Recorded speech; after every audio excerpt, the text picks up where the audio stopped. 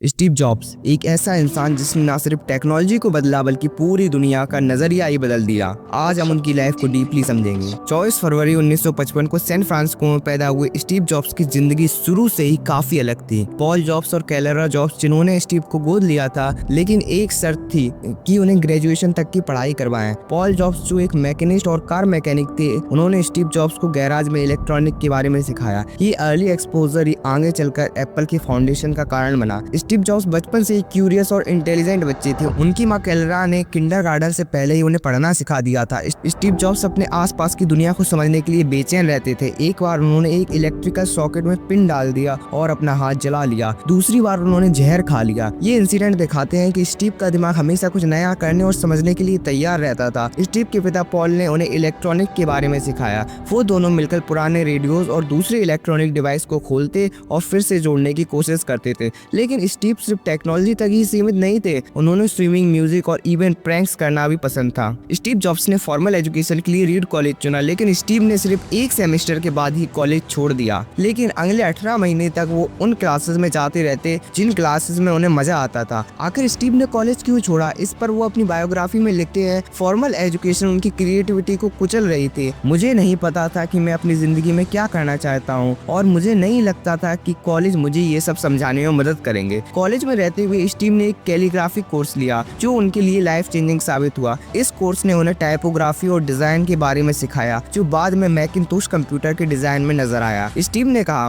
अगर मैंने ये कोर्स नहीं लिया होता तो पर्सनल कंप्यूटर्स में इतने अच्छे फॉन्ट्स कभी नहीं होते। 1974 में 19 साल की उम्र में स्टीव जॉब्स ने अपने दोस्त डैन कोटके के साथ इंडिया आए। उनका मकसद था स्पिरिचुअल ज्ञान पाना, जो उन्हें नीम करौली बाबा के कैची आश्रम से मिला। लेकिन जब वो नीम करौली बाबा के आश्रम पहुंचे तो उन्हें पता चला कि बाबा का देहांत 1 साल पहले हो चुका है। इसके बाद स्टीव ने इंडिया में 7 महीने बिताए। उन्होंने कैची धाम में टाइम स्पेंड किया और जैन बुद्धिज्म को स्टडी किया। इस एक्सपीरियंस ने स्टीव की दुनिया को देखने का नजरिया पूरी तरह से बदल दिया। उन्होंने कहा, जो लोग इंडिया के गाँव में रहते हैं वो ज्यादा सोच विचार नहीं करते बल्कि अपनी फीलिंग्स पर बिलीव करते हैं।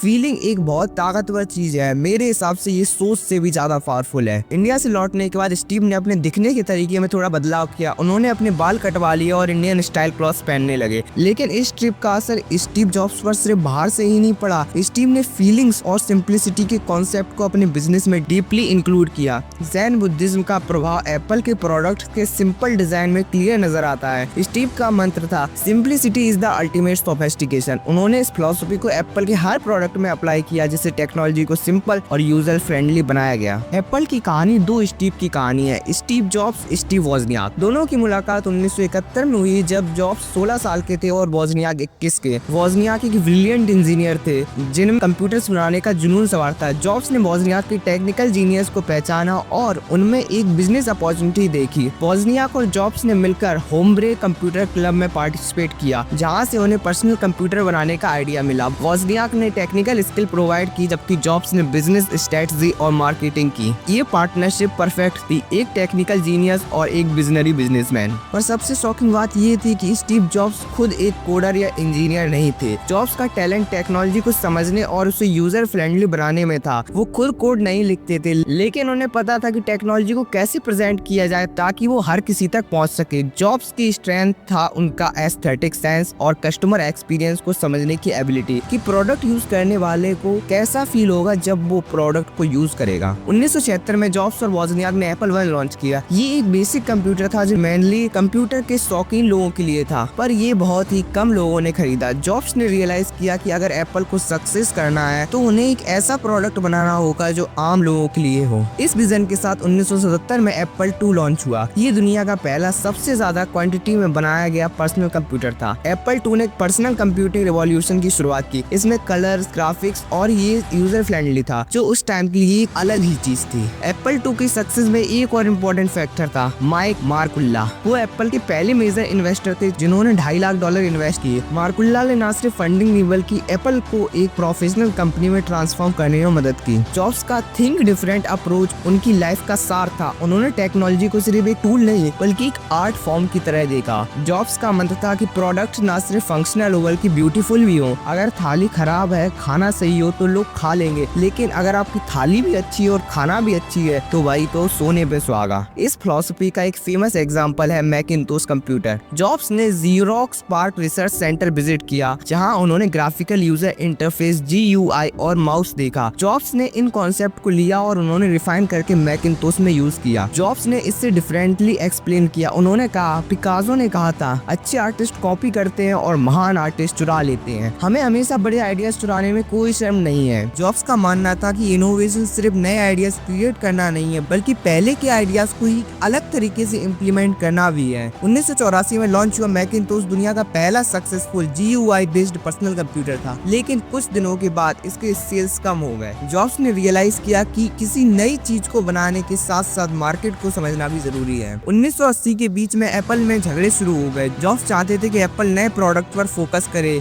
जबकि board of director short term profit पर ज्यादा ध्यान दे रहे थे। इस कॉन्फ्लिक्ट में एक और इम्पोर्टेंट प्लेयर था, जॉन शकली, जिसे जॉब्स ने पेप्सी से एप्पल का CEO बनाने के लिए कन्विंस किया था। जॉब्स ने शकली से कहा था, क्या तुम अपनी जिंदगी भर सिर्फ पेप्सी बेचना चाहते हो या फिर मेरे साथ आकर दुनिया बदलना चाहते हो? लेकिन शकली और जॉब्स के बीच दूरियां बढ़ गईं। शकली का फोकस था प्रॉफिट्स और मार्केट शेयर पर, जबकि जॉब इनोवेटिव प्रोडक्ट पर कॉन्सेंट्रेट करना चाहते थे। ये डिफरेंट इतने बढ़ गए कि बोर्ड्स ऑफ डायरेक्टर को चूज करना पड़ा, जॉब्स या फिर शकली। 1985 में बोर्ड्स ऑफ डायरेक्टर ने शकली का साथ दिया और जॉब्स को एप्पल से निकाल दिया गया। जॉब्स के लिए ये एक अंदर से तोड़ देने वाला मूवमेंट था। उन्होंने कहा, जो कंपनी मैंने बनाई आप उससे मुझे ही निकाल देंगे। जॉब्स ने इस एक्सपीरियंस को डिस्क्राइब करते हुए कहा, जिस चीज पर मैंने अपनी पूरी जिंदगी लगा दी वो चली गई और ये बहुत तोड़ देने वाला मूवमेंट था। कुछ महीने तक मुझे सच में समझ नहीं आया कि मैं क्या करूं, लेकिन जॉब्स ने हार नहीं मानी। उन्होंने इस हार को एक मौके की तरह देखा। जॉब्स ने रियलाइज किया कि उनका घमंड उनके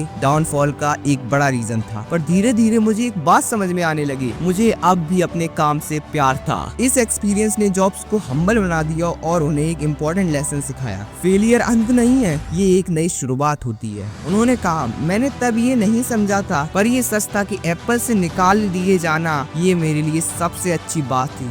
एप्पल से निकलने के बाद जॉब्स ने नेक्स्ट कंप्यूटर कंपनी स्टार्ट की। नेक्स्ट का मिशन था दुनिया के मोस्ट एडवांस कंप्यूटर बनाना। नेक्स्ट कंप्यूटर टेक्निकली ब्रिलियंट था, लेकिन इसका प्राइस बहुत ज्यादा था। इस वजह से नेक्स्ट सक्सेसफुल नहीं हो पाया। लेकिन नेक्स्ट का फेलियर एक लेसन था। इस एक्सपीरियंस ने जॉब्स को बहुत कुछ सिखाया। उन्होंने रियलाइज किया कि सिर्फ टेक्निकल एक्सीलेंस काफी नहीं होती, प्रोडक्ट का प्राइस और मार्केट डिमांड भी इम्पोर्टेंट होती है। नेक्स्ट का ऑपरेटिंग सिस्टम एप्पल के लिए गेम चेंजर साबित हुआ। 1997 में जब जॉब्स एप्पल में वापस आए तो एप्पल ने नेक्स्ट को $429 मिलियन में खरीद लिया। नेक्स्ट का ऑपरेटिंग सिस्टम ही मैक OS X का फाउंडेशन बना। 1986 में जॉब्स ने ज्यूराज लुकास से पिक्सार नाम की एक छोटी ग्राफिक कंपनी $10 मिलियन में खरीद ली। शुरू में पिक्सार हार्डवेयर और सॉफ्टवेयर बेचती थी, लेकिन जॉब्स ने इसका फोकस एनिमेशन पर लगाया। 1995 में पिक्सार ने अपनी पहली full length computer animated film toy story release की। ये फिल्म ब्लॉकबस्टर हिट हुई और इसने एनिमेशन इंडस्ट्री को हमेशा के लिए बदल दिया। जॉब्स ने पिक्सार को एक छोटी सी टेक कंपनी से दुनिया की सबसे मोस्ट सक्सेसफुल एनिमेशन स्टूडियो में बदल दिया। 2006 में डिज्नी ने पिक्सार को $7.4 billion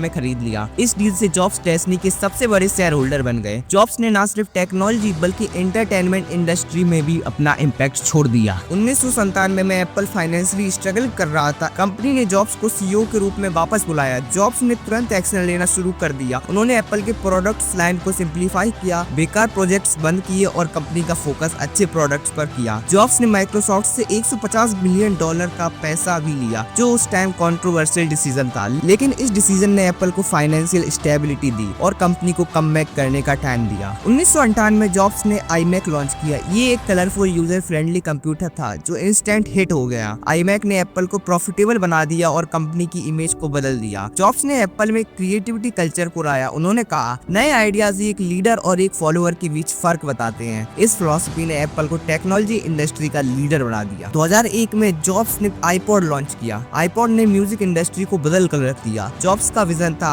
1000 songs in your pocket. iPod ने न सिर्फ पोर्टेबल म्यूजिक प्लेयर्स मार्केट को कैप्चर किया, बल्कि पूरी म्यूजिक सुनने की आदत को ही बदल दिया। जॉब्स ने सिर्फ हार्डवेयर पर फोकस नहीं किया। 2003 में उन्होंने iTunes स्टोर लॉन्च किया। ये डिजिटल म्यूजिक का सॉफ्टवेयर था। iTunes ने म्यूजिक इंडस्ट्री को डिजिटल जमाने में भी बदल दिया। 2007 में जॉब्स ने iPhone लॉन्च किया, जिसे उन्होंने ये रिवॉल्यूशनरी और मैजिकल प्रोडक्ट कहा। आईफोन ने स्मार्टफोन इंडस्ट्री को पूरी तरह से बदल दिया। ये सिर्फ एक फोन नहीं था बल्कि एक पॉकेट कंप्यूटर था जिसमें इंटरनेट ब्राउजिंग, ईमेल्स और एप्स की सुविधा थी। आईफोन के लॉन्च के समय जॉब्स ने कहा, कभी कभी एक ऐसा रिवॉल्यूशनरी प्रोडक्ट मार्केट में आता है पूरे मार्केट को बदल कर रख देता है। और उन्होंने बिल्कुल सही कहा। एप्पल ने ना सिर्फ मोबाइल फोन का मार्केट कैप्चर किया बल्कि इसने कंप्यूटिंग के कॉन्सेप्ट को भी बिल्कुल नए तरीके से समझाया और बदल दिया। आईफोन की सक्सेस का राज था उसका सिंपल यूजर इंटरफेस। जॉब्स ने टच स्क्रीन टेक्नोलॉजी को पहली बार हर इंसान तक पहुंचाया। उन्होंने कहा, हम दुनिया की सबसे बेहतरीन पॉइंटिंग डिवाइस का यूज करने वाले हैं। इस अप्रोच ने स्मार्टफोन को हर किसी के लिए इजी टू यूज बना दिया। 2010 में जॉब्स ने आईपैड लॉन्च किया। आईपैड ने टैबलेट कंप्यूटिंग को पॉपुलर बना दिया। जॉब्स का विजन था कि आईपैड स्मार्टफोन और लैपटॉप्स के बीच का परफेक्ट बैलेंस हो। उन्होंने कहा, आईपैड हमारी सबसे एडवांस टेक्नोलॉजी का एक जादुई और क्रांति ला देने वाला डिवाइस है जो एक शॉकिंग प्राइस पर अवेलेबल है। आईपैड ने पब्लिशिंग इंडस्ट्री को बदल दिया। इससे डिजिटल बुक्स, मैगजीन्स और न्यूज़पेपर पढ़ना आसान हो गया। जॉब्स ने सोचा था कि आईपैड एजुकेशन सेक्टर में भी रिवॉल्यूशन ला सकता है, जो कि सच साबित हुआ। पर 2003 में जॉब्स को पैनक्रियाटिक कैंसर डायग्नोस हुआ। डॉक्टर्स ने तुरंत सर्जरी करने की सलाह दी, लेकिन जॉब्स ने पहले दूसरी इलाज आजमाने का फैसला किया। वो 9 महीने तक स्पेशल डाइट्स और हर्बल रेमेडीज पर रहे। जॉब्स का ये डिसीजन कंट्रोवर्शियल रहा। कुछ एक्सपर्ट्स का मानना था कि अगर जॉब्स ने तुरंत सर्जरी करवाई होती तो शायद उनकी लाइफ और लंबी हो सकती थी। लेकिन जॉब्स हमेशा अपने फैसलों में अलग सोच रखते थे, चाहे वो बिजनेस हो या पर्सनल लाइफ। 2005 में स्टैनफोर्ड यूनिवर्सिटी में दिए गए अपने फेमस कमिटमेंट स्पीच में जॉब्स ने कहा, स्टे हंग्री स्टे फुलिश। इस फ्रेज का मतलब था कि हमेशा क्यूरियस रहे और नए आइडियाज के लिए ओपन रहो। जॉब्स ने इस स्पीच में अपनी जिंदगी की 3 इंपॉर्टेंट लेसन शेयर किए थे। इस स्पीच ने करोड़ों लोगों को इंस्पायर किया। जॉब्स ने कहा, तुम्हारा समय लिमिटेड है, इसलिए इसे किसी और के लिए जिंदगी जीने में बर्बाद मत करो। ये उनकी लाइफ फिलॉसफी का परफेक्ट समरी था। 5 अक्टूबर 2011 को स्टीव जॉब्स की डेथ हो गई। उनकी डेथ ने पूरी टेक इंडस्ट्री को हिला दिया। एप्पल के को फाउंडर स्टीव वोजनियाक ने कहा, हमने कुछ ऐसा खो दिया है जो कभी भी वापस नहीं मिलने वाला। जॉब्स की पहचान सिर्फ एप्पल तक ही नहीं थी, उन्होंने personal computing, smartphone, digital music और एनिमेशन इंडस्ट्री को भी बदल दिया। उनका डिजाइन फोकस्ड अप्रोच आज भी टेक इंडस्ट्री में फॉलो किया जाता है। जॉब्स ने दिखाया कि टेक्नोलॉजी सिर्फ फंक्शनल नहीं बल्कि ब्यूटीफुल भी हो सकती है। उनका फेमस कोट है, डिजाइन सिर्फ ये नहीं होता कि कोई चीज दिखती और फील कैसी होती है, बल्कि ये भी होता है कि वो काम कैसे करती है। ये फिलॉसफी आज भी एप्पल के हर प्रोडक्ट में नजर आती है। अब समझते हैं स्टीव जॉब्स से सीखने वाली बातें। Vision over everything. जॉब्स सिर्फ प्रोडक्ट्स नहीं बनाते थे, वो फ्यूचर डिजाइन करते थे। उनका फोकस था द नेक्स्ट बिग थिंग पर। जॉब्स ने कहा, अलग सोचिए, एक लीडर और एक फॉलोअर के बीच फर्क होती है। Perfection is the key. Jobs का डिजाइन, जुनून और उनकी कोर वैल्यूज में से एक था। वो हर डिटेल पर ध्यान देते। एक बार उन्होंने मैकिंटोश टीम से कंप्यूटर के अंदर का पार्ट भी ब्यूटीफुल बनाने को कहा। देखो यार, जो चीज दिखने वाली भी नहीं है उसे भी वो ब्यूटीफुल बनाने को कह रहे हैं, क्योंकि एक महान कारपेंटर कभी भी अलमारी के पीछे घटिया लकड़ियां नहीं लगाएगा, चाहे कोई उसे देखे या ना देखे। Failure is the greatest teacher. Jobs के लिए एप्पल से निकलना उनकी लाइफ का टर्निंग पॉइंट था। उन्होंने कहा, मुझे उस वक्त समझ नहीं आया, पर बाद में ये सबसे अच्छी चीज निकली जो मेरे साथ हो सकती थी। इस एक्सपीरियंस ने उन्हें रिस्पेक्ट देना और टफ सिचुएशन में भी डटे रहना सिखाया। स्टीव जॉब्स की लाइफ हमें सिखाती है कि पैसा, नए आइडियाज और दृढ़ संकल्प से कुछ भी अचीव किया जा सकता है। उनकी जर्नी हमें इंस्पायर करती है कि हम भी अपने सपनों को फॉलो करें और दुनिया को बदलने की कोशिश करें। मैं शुभम, आपकी सक्सेस की जर्नी में हमेशा आपके साथ। ऐसी पावरफुल मोटिवेशनल वीडियो के लिए सब्सक्राइब कीजिए हमारे चैनल को, प्रेस कीजिए बेल आइकन। मिलते हैं ऐसी किसी नेक्स्ट वीडियो में, तब तक के लिए बाय।